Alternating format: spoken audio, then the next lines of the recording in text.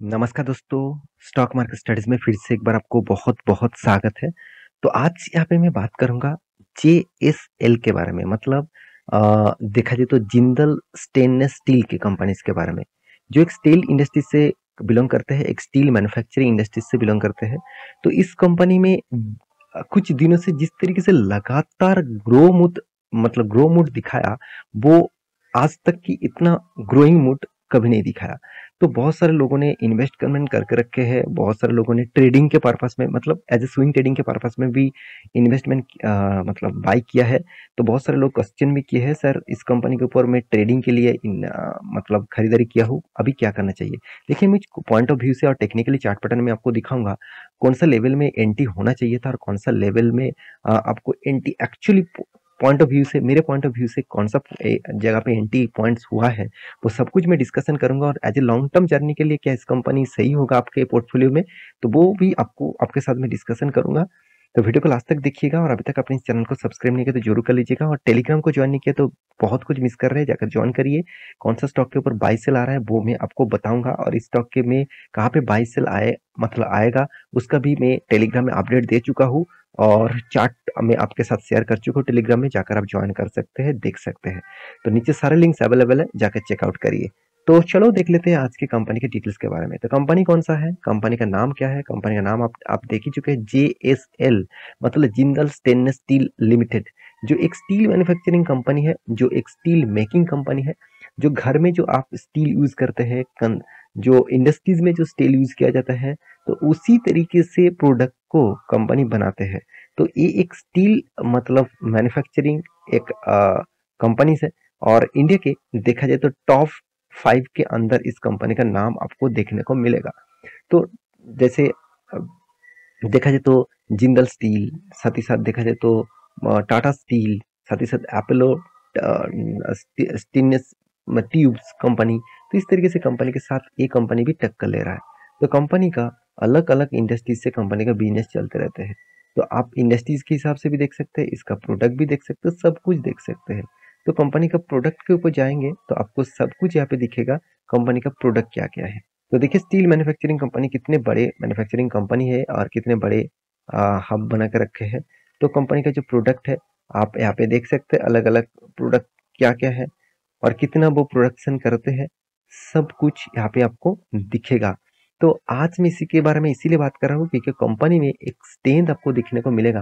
Company 52 week में एक बार लिखना चाहता हूँ, 52 वीक हाई भी यहाँ पे अचीव कर चुके हैं, और लगातार लगातार हाई करते जा रहे हैं।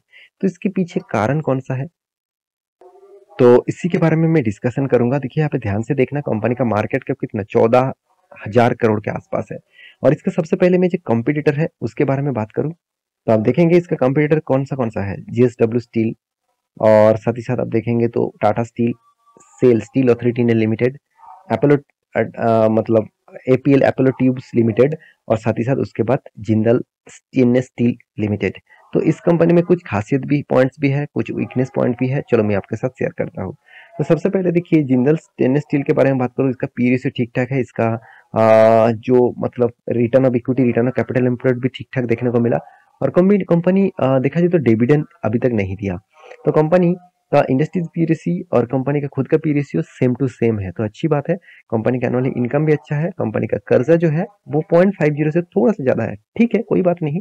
कंपनी अच्छा खासा इनकम तो कर रहे हैं, तो उसके हिसाब से वो कर्जे को मिटा पाएंगे। तो यहाँ पे प्रोमोटर के पास होल्डिंग क्या है, 70% है। जो बेस्ट पॉइंट मुझे वीकनेस लगा, जो बेस्ट वीकनेस पॉइंट मुझे लगा, वो है प्रोमोटर ने पेजिंग रखा 83%, मतलब 70% के आसपास उसका जो होल्डिंग है, उनमें से 83% मान के चलिए, उनके पास अगर 100% का होल्डिंग होता, तो उसमें 83% होल्डिंग मतलब जो इक्विटीज वो दूसरे के पास गिरवी रखकर पैसा उठाया है। ये बहुत बड़ा खतरनाक काम किया है, क्योंकि अगर वो कंपनी सस्टेन नहीं कर पाए, अगर बिजनेस को चला नहीं पाए, तो वो पूरा का पूरा इक्विटी जिसको वो गिरवी रखकर माल उठाया है उसके पास चला जाएगा।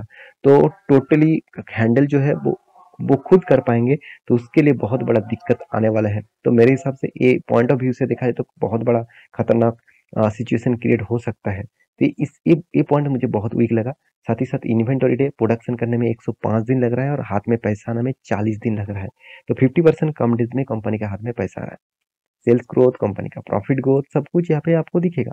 तो कंपनी का मतलब पैक रेशियो भी ठीक ठाक है, कंपनी का मार्केट कैप टू सेल्स भी ठीक ठाक है, इंटरेस्ट कवरेज भी ठीक ठाक है। हर पैरामीटर से यहाँ पे पॉजिटिव दिखेगा, कुछ पॉइंट्स यहाँ पे नेगेटिव दिखेगा। कंपनी का प्रॉफिट एंड लॉस के बारे में बात करूँ, कंपनी लगातार लॉस करते आए थे 2011 से 2016 तक। तो उसके बाद देखिए कंपनी ने फिर से टर्न किया और खुद का बिजनेस मॉडल्स को चेंज किया और कंपनी एक अभी अच्छा खासा प्रॉफिट को मेंटेन करता है, तो इसलिए अच्छा खासा आपको रिटर्न भी दिया। 10 साल में 27%, 5 साल में 22%, 3 साल में करीबन 85% से भी ज्यादा, एक साल में करीबन 40% के आसपास कंपनी आपको रिटर्न दिया, बहुत शानदार रिटर्न दिया। सेल्स ग्रोथ, प्रॉफिट ग्रोथ सब कुछ पॉजिटिव में है। तो कंपनी के प्रोमोटर के बाद इंस्टीट्यूशन किस तरीके से मतलब निवेश करके रखा है वो दिखा दूं। देखिए प्रोमोटर के पास 70% होल्डिंग है, एफआईएस भी अच्छा खासा होल्डिंग रखे 13%, डीआईएस भी अच्छा खासा होल्डिंग रखे करीबन 7% के आसपास, और पब्लिक के पास करीबन 11 11.5% के आसपास होल्डिंग देखने को मिला। तो मेरे हिसाब से पॉइंट ऑफ व्यू से देखा जाए तो कंपनी के ऊपर इन्वेस्टर एग्रेसिवली इन्वेस्ट करके रखा है, क्योंकि इस कंपनी में एक स्टेन दिखा।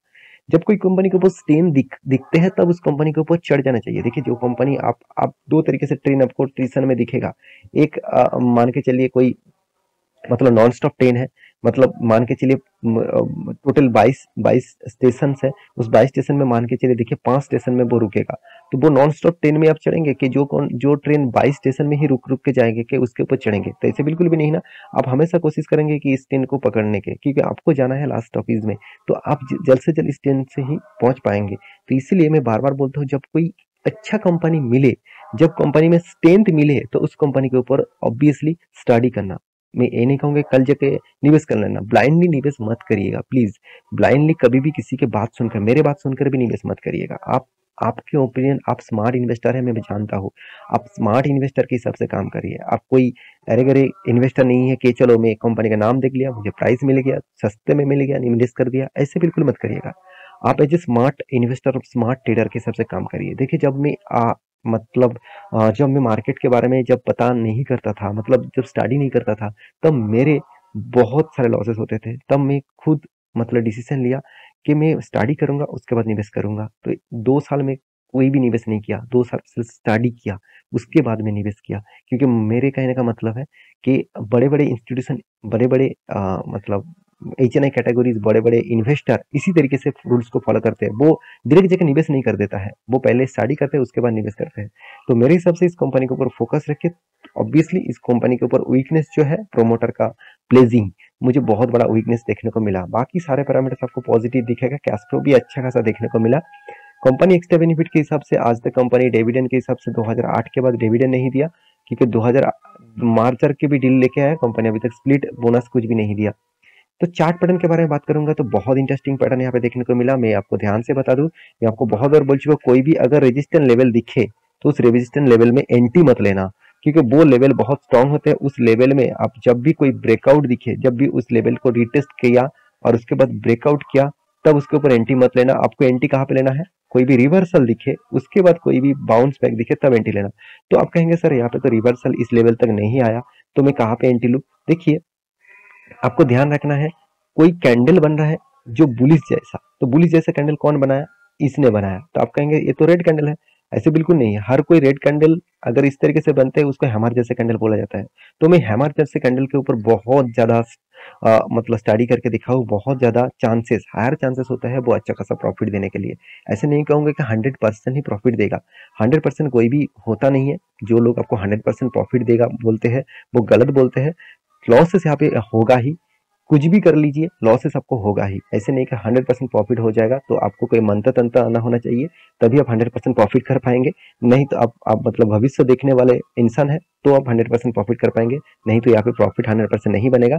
आपको लॉसेस लेना होगा, लॉसेस आपको कम करना पड़ेगा, प्रॉफिट आपको ज्यादा करना पड़ेगा। तो मैं ऑब्वियसली मैं खुद बता रहा हूँ, यहाँ पे मेरा खुद का एंटी यहाँ पे हो चुके हैं इस कैंडल के ऊपर, और मैं इसके नीचे थोड़ा सा, इसके नीचे मैं स्टॉप लॉस लगाऊंगा, इस लेवल तक स्टॉप लॉस होल्ड करूंगा, और मेरा टारगेट 1:3 रेशियो का रहेगा। अभी देखना बाकी है क्या प्रॉफिट देगा क्या लॉस देगा, वो अलग बात है। मैं स्विंग ट्रेडिंग के लिए ऑब्वियसली यहाँ पे एंटी ले चुका हूँ। आप एंटी करना चाहते हैं तो प्लीज इसमें एंटी मत करिएगा। आप पहली बार मेरे वीडियो देख रहे हैं और पहली बार इस तरीके से स्टडी कर रहे हैं तो प्लीज इसको वॉच करिए। अगर आपको अच्छा लगता है इस तरीके से डिसीजन, तो आप खुद एनालिसिस करके आप ऑफिस में काम करिए, आप कोई मतलब जॉब भी करिए, कुछ भी करिए, आपको कुछ फ़र्क नहीं पड़ेगा। आप थोड़ा-सा टाइम देंगे स्टॉक मार्केट में तो आपको एक्स्ट्रा बेनिफिट यहाँ से मिलेगा, ऑब्वियसली मिलेगा। मैं खुद बता रहा हूँ, क्योंकि मैं खुद इस तरीके से लॉसेस करते-करते आज मैं सीख के देखिए सीखना पड़ेगा। कोई चीज़ ना सीख कर कोई काम नहीं हो सकता। आज आप ऑफ़िसेज़ में मान के चलिए मैनेजर पोस्ट तक चला गया, तो कि मैं डायरेक्ट जाकर क्या आप मैनेजर बन रहे थे? क्या आप जब पहली बार नौकरी जॉइन किया तो क्या आप मैनेजर पोस्ट में गए थे? बिल्कुल भी नहीं ना। आपको भी छोटा-छोटा स्टेप लेकर मैनेजर पोस्ट तक मतलब जाना पड़ा, क्योंकि आपको भी एक्सपीरियंस, आपका भी नॉलेज सब कुछ देना पड़ा। तो same to same stock market के भी इस तरीके से सोचिएगा। तो देखना है तो इसको टेलीग्राम में अपडेट दे चुका हूँ, तो टेलीग्राम में जाकर ज्वाइन कर सकते हैं। तो मेरे वीडियो कैसा लगा जरूर कमेंट करना। और हाँ, लॉन्ग टर्म इन्वेस्टर के लिए मैं जरूर कहूँगा, थोड़ा सा रिक्सी कंपनी है, तो आप एज ए रिक्सी प्लेयर है तो कुछ भी डिसीजन ले सकते हैं। अगर आप सेफेस्ट जोन में काम करना चाहते हैं तो इस कंपनी को भूल जाइए। तो मिलते हैं नेक्स्ट वीडियो में, तब तक के लिए अच्छे से रहिए, अपने ख्याल रखिए।